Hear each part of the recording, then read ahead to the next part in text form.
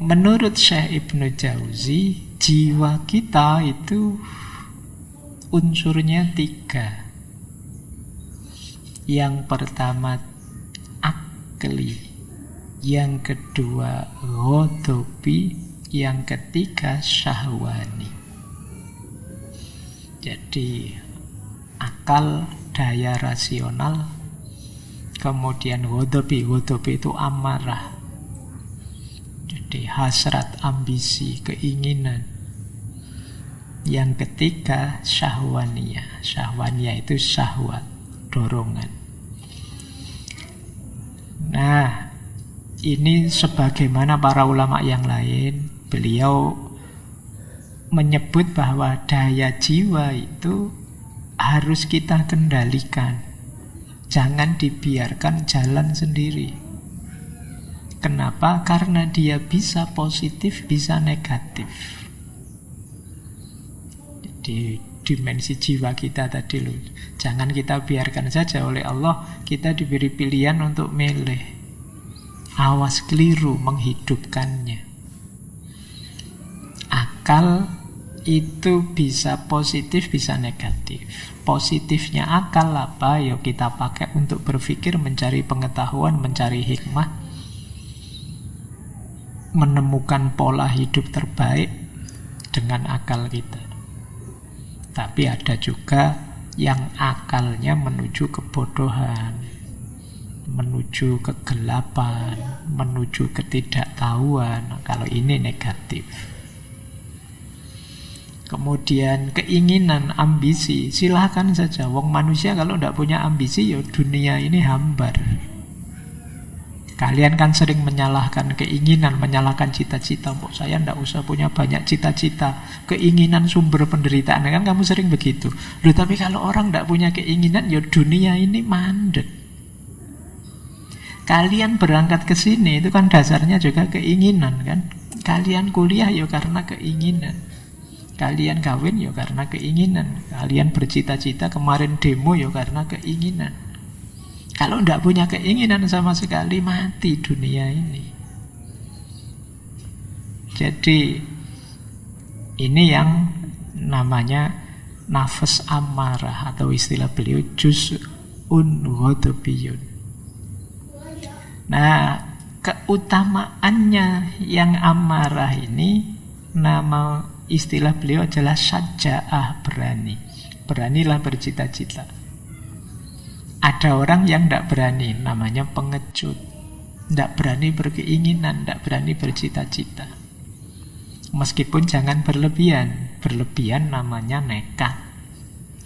Jadi berani itu sudah tengah-tengah, sudah pas. Berani itu kan berarti orang penuh perhitungan.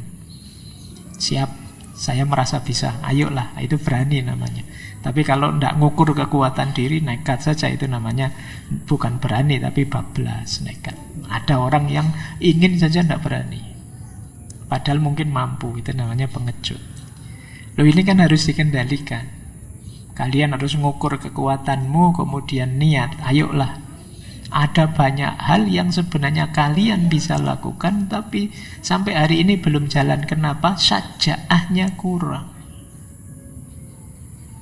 Terlalu banyak pertimbangan, ketakutan ini, ketakutan itu. Saya pingin sih Pak, apalah, sholat tahajud yang tekun gitu.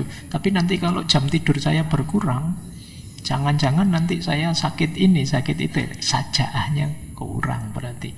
Saya pingin sih Pak tekun, rajin kayak teman-teman itu. Tapi kan tidak mesti sukses kan. Tekun itu kadang-kadang juga hasilnya tidak sesuai harapan. Jadi kamu mikir aneh-aneh, akhirnya tidak jalan, padahal sebenarnya kamu bisa. Itu berarti sajaahnya kurang. Boleh kamu cek nanti ya, ada berapa banyak rencanamu yang sampai hari ini tidak jalan. Padahal kalian sudah merencana sejak dulu semester 1. Mungkin dulu sebelum kamu kuliah misalnya, di awal-awal kayak sekarang banyak mahasiswa baru itu, di pikirannya idealisme banyak sekali. Besok ya kalau bisa saya rajin ke perpus lah, disambi, kalau Senin Kemis puasa lah disambi, nanti kalau sering-sering bikin tulisan, kalau kos-kosannya di dekat masjid nanti tiap hari ke masjid terus bisa itikaf. Bayanganmu kan ngono. Begitu dilakukan tidak ada yang jalan sama sekali. Itu kalau bahasa ini namanya kurang sajaahnya. Kamu tidak berani memulai untuk hal-hal baik yang sebenarnya sudah kamu niatkan.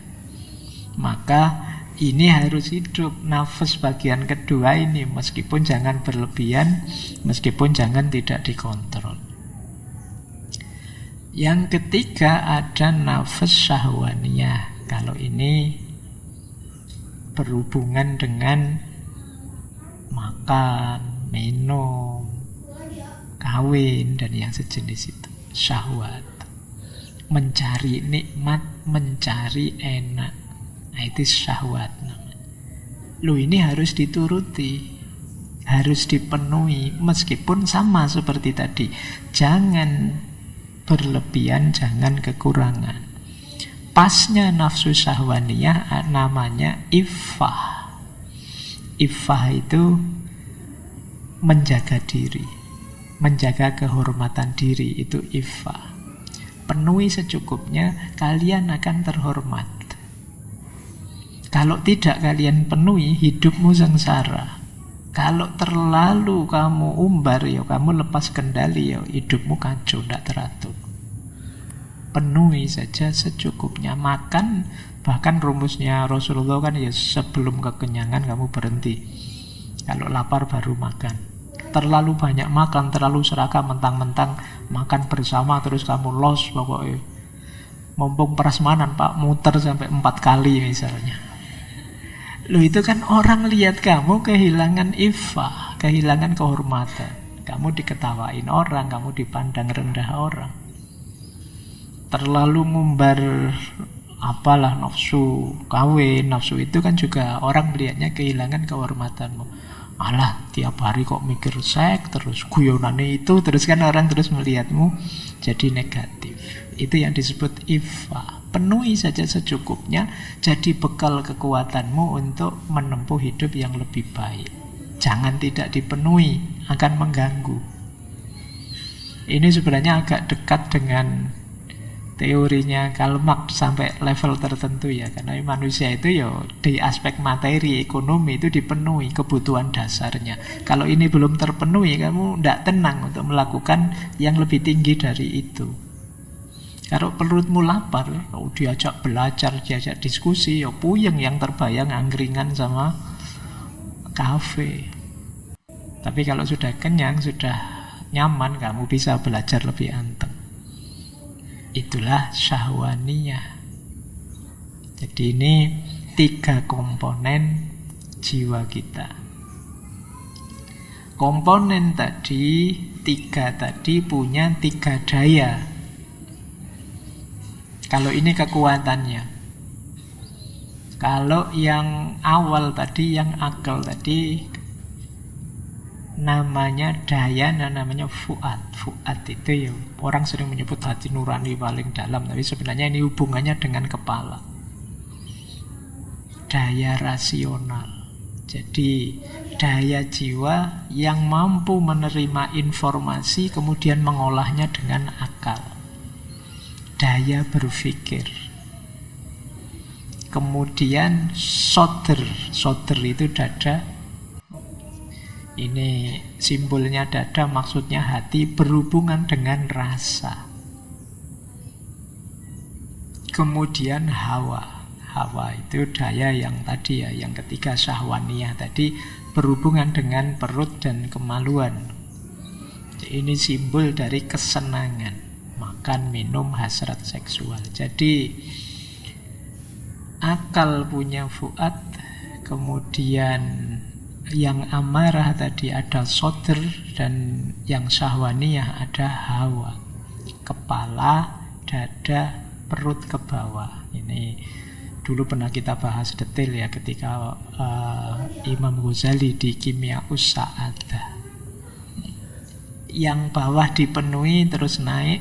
Ini berhubungan dengan emosi. Emosi hidup yang nyaman. Kemudian paling tinggi natikohnya, akalnya. Jadi emosinya beres, syahwatnya terpenuhi, pikirannya jernih, itulah nanti hidup yang bahagia. Inilah diri kita, daya jiwa kita. Sayangnya dari 3 bagian ini yang paling merepotkan kita biasanya yang bawah, hawa nafsu.